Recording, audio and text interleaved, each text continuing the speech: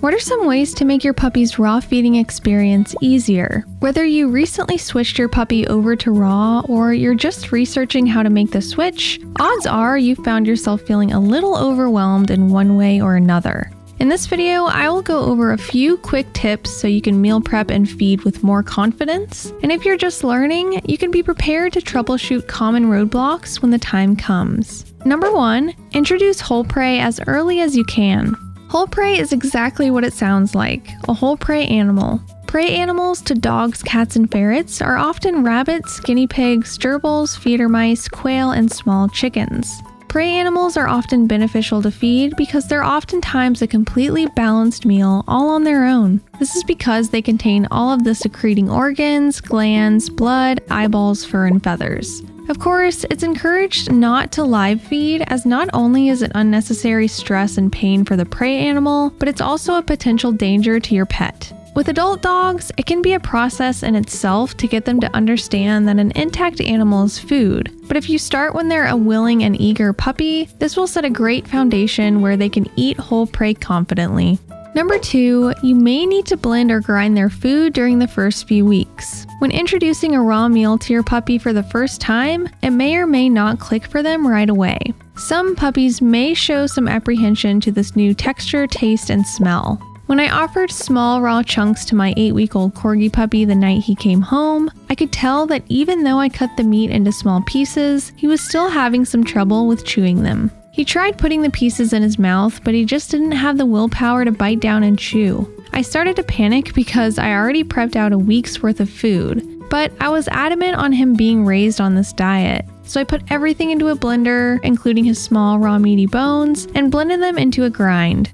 After about a week or so, I stopped grinding and just cut everything up into really small pieces. Since he was used to the taste and smell, getting used to the texture was a lot easier for him. He started chewing chunks and small raw meaty bones within a few weeks.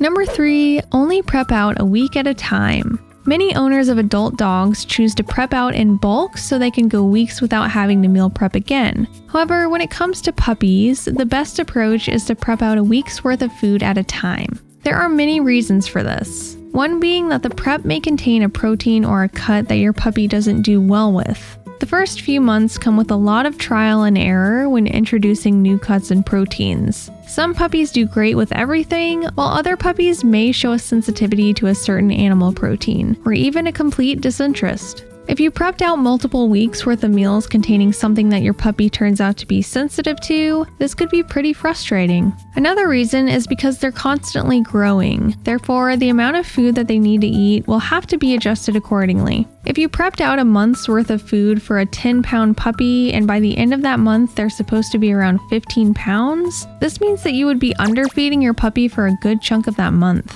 Number 4, portion out and freeze organ meat individually. When meal prepping, you may notice you have a lot of organ meat left over. In a balanced raw diet for puppies, about 7% of the diet should be liver and 7% should be another secreting organ. Because organ meat takes up such a small chunk of the meal, the odds of having a good portion of organ meat left over is likely. While it's okay to freeze and defrost a few times, it's more productive to cut up and weigh out the organ meat into individual days worth of chunks, then freeze them into silicone molds or ice trays. This makes prep day a lot less messy and also keeps the organ meat frozen until the day it's fed. Number 5, practice hand feeding. Okay, I know this one sounds weird, but you've already touched the meat while meal prepping, right? The benefits of hand feeding is worth the extra hand wash. Let me explain. When feeding dry food, you often just pour the food into the bowl and leave it on the ground, rarely needing to put your hand in the bowl while they're eating.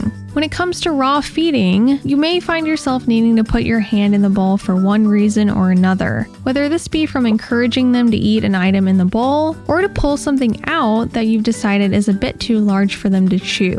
Because, again, there's a lot of trial and error when starting your puppy on raw. You may not realize it at first, but this may trigger resource guarding behaviors in your puppy, especially as they get older. By nature, animals are possessive over items that they find valuable, with food probably being the most valuable. This means that if anything comes near one of their high-value items, they'll exhibit behaviors that owners view as aggressive. If you're the one holding the bowl and feeding by hand, this can minimize the probability of this behavior developing.